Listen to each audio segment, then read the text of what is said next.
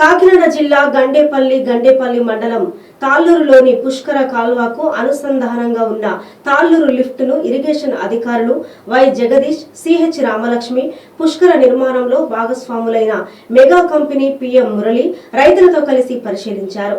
ఈ సందర్భంగా జ్యోతుల నెహ్రూ మాట్లాడుతూ తాళ్ళూరు లిఫ్ట్ అధ్వానంగా తయారవడానికి కారణం గత ప్రభుత్వాన్ని అని గత కొన్ని సంవత్సరాలుగా దానిపై హెచ్చరికలు జారీ చేసినా పట్టించుకున్న పాపన పోలేదని, దీనిపై ఎమ్మెల్యేగా పరిశీలించడానికి వచ్చారని తెలియజేశారు.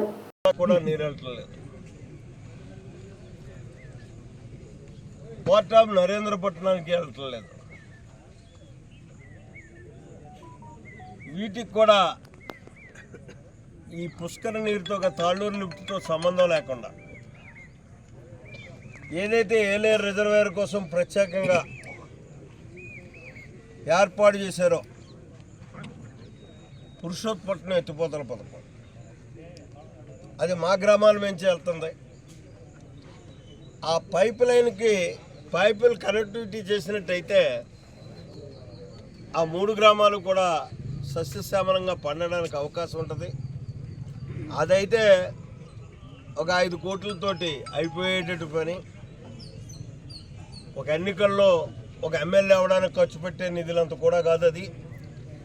కాబట్టి దాన్ని కూడా ఈ సంవత్సరమే పని మొదలెట్టించి